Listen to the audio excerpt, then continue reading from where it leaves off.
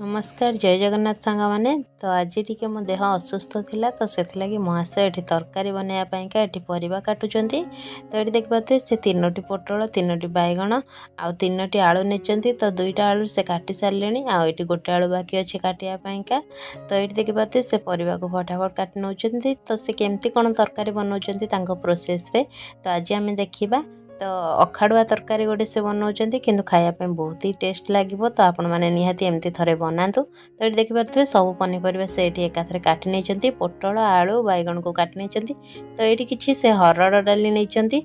तो ये से 1/4 कप हरड़ डाली नहीं तो आपण मैंने यही डाली बदल में बुट डाली भी नहीं पारे तो ये देखिए पनीपरिया सब कटा सरीगला भल भाव से धोई नहीं तो ये देखिए गैस रे कड़े बसई नहीं कड़े ये गरम हो गला तो से सबू परिवा को एका बेले देदेले ये आपण मैंने देखिए आलू बैगण पोटल को से एकाथरे देदें आठी डाली को भी धोईकी से देदें बस ये पनीपरिया को से देदें ये देखो अल्प टिके पानी से ये ऐड कर देइचंती गैस रो फ्लेम को आम मीडियम रे रखिबा तो मीडियम रे रखिकी तो आपण मैंने देखिए यहाँ टिके फुटी आसलानी तो ये से ऐड कर देइचंती 1.5 चामच हल्दी गुंड 1.5 छोट चामच हल्दी गुंड देइचंती तापर एठी टेस्ट अनुसार से लुण देइचंती तो आपण मानक टेस्ट अनुसार कम बेसी किंबा परिमाण कम बेसी भी करि परिबे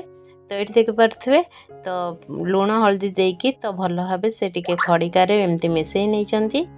तो लुण हलदी देकी भल भाव एमती टिके मिसेबा परे तो से देखिपे अल्प किसी से तेल को भी ऐड कर तो आपण मैंने रिफाइन तेल किंबा सोरिष तेल नहीं पारे तो ये से सोरिष तेल अल्प किसी ऐड कर देइचंती तो तापर ये गोटे घोड़णी को घोड़े दबा तो ये से घोड़णी को घोड़े देकी तापर मझे मझे से चेक कर नौचंती परिबा सिझिला कि नहीं किंबा पानी जदि मरी जाइथिबो तळु लागी जिबार संभावना थाए तो से लगे से मझे मझे चेक कर नौचंती आ ये देखिए से चेक करुँच आलू सिझिला कि नहीं किंतु आलू परफेक्ट सिझी नथिला तो से लगी से आउ किछि माने गरम पानी हो किंबा ठंडा पानी भी आपण माने ऐड करि परिबे तो पानी ऐड करके आउ किछि टाइम एमती से घोड़े नहीं तो किछि टाइम परे आपण माने देखि पारथिबे तो से एठी 2टी छोट टमाटो को काटिकी एठी ऐड कर देइचंती तो तापर से घोड़णी को घोड़े देइचंती तो किछि टाइम परे एठी आपण माने देखि पाथुए से घोड़णी खोलिकी केमती खड़िकारे टिके परिबा को एमती बास टिके प्रेस कर नौचंती जहा द्वारा कि परिबाटा टिके भल से माने मिसी जिवो माने संतुला टाइप रो हिजिवो तो सेति लागि से एठी परिबा को भल से मिसई नौचंती तो से एठी चेक करूचंती डाली एठी सिझी कि नाही तो डाली भी ये परफेक्ट सिझी जाइए परिबा भी ये परफेक्ट सिझी जाइए तो आपण मैंने देखिए यहाँ पूरा भल से सिझी गलानी तो एबे आकु आम गोटे जगह को काढ़ी नवा तो तापर से कढ़े अल्प किछि पानी देकी बास टिके हल्का गरम करके से तरकारी देदेले तापर तरकारी से छुंक देबे तो से सेम कढ़े से ये देखंतु अल्प किछि सोरिष तेल को देदेले तो तेल भल से गरम होगा पर से कौन कौन ऐड करते चलते देखा तो तेल गरम होगा पर से गोटे छोट चामच जीरा को देदेले जीरा पूरा भल से फुटिया पर तो से ये 2टी लंका को एमती सुखिला लंका को एमती छिंडे की देदेले तो सुखिला लंका पूरा भल से एमती फुटी गले तापर से कौन ऐड कर देखा तो ये देख पाते सुखिला लंका को से भल से छिंडे की ऐड कर देइचंती बस ताको खड़िकार एमती टिके मिसई नेले तापर से ये गोटे पियाज को स्लाइस करी काटिकी तापर ये ऐड कर देइचंती तो पियाज को से तेल रे एठी किछि टाइम एठी देखंतु भाजी नौचंती तो तांको हातर तरकारी सतरे खाया पे बहुत ही भल लागितला तो आपण माने भी एमती निहाती बनांतु आपण मानको भी निश्चित भल लागिवो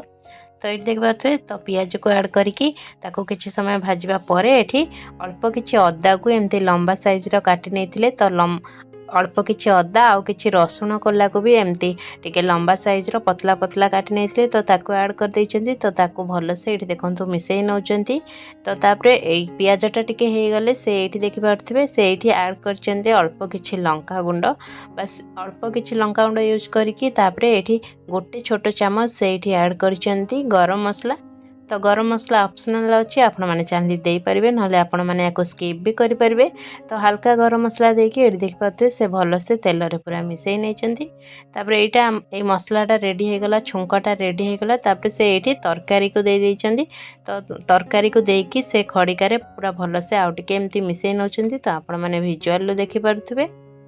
तो तरकारी को ढालिकी तापर से 1 मिनिट पाखापाखी आउ टिके भल से एमती फुटा को छाड़देले 1 मिनिट पर गैस फ्लेम को ऑफ करदेले। तो आपण मैंने देखिपे ये तरकारी ये केतिकी झोल अच्छी बस एतिकी झोल रहा दरकार ये झोल आउ बेसी मारिबानी। तो एमती झोल थिले ना रुटी भात आपण मैंने सबुथे भी खाई पारिबे। तो ये फाइनाल लुक आपण मैंने देखिपे देखिया केते सुंदर देखा जाउची आउ जेमती देखा जाउची ता टेस्ट भी बहुत भल थिला। तो आपण मैंने तरकारी को गरम भात रुटी परोटा पूरी सबुथे खाई पारे। आईटा बहुत ही हेल्दी से बेसी तेल मसला यूज करना आउ टेस्ट भी बहुत भल थिला बस सिझे कि छुंक देइचंती। तो आम रुटी रे राति रे डिनर रे खाइथिलु रुटी सहित ये तरकारी को। तो आपण मैंने निश्चित एमती बनातु आ केमती लागिला मो वीडियो कमेंट सेक्शन माध्यम निहाती जणातु। तो जेहेतु मो देह असुस्थ थिला से बहुत स्नेह और भल पाइबा सहित ये तरकारी को बनई सतरे यहाँ खायापी बहुत ही भल लगे। आपण मैंने निश्चित ट्राए करूँ आ केमती लगिला मो वीडियो कमेंट सेक्शन माध्यम मत निहाती जणातु। आज भिडटी जदि आपण मानक भल लगी था ताले प्लीज वीडियो को लाइक करंतु कमेंट करंतु आ जदि मो चैनल नुआ अच्छे आ एपर्यंत सब्सक्राइब करना ताले डेरी न करी जल्दी जल्दी सब्सक्राइब करनियंतु। पुणी देखा गोटे नुआ रेसिपी सहित से पर्यंत रोची। नमस्कार, जय जगन्नाथ, टाटा।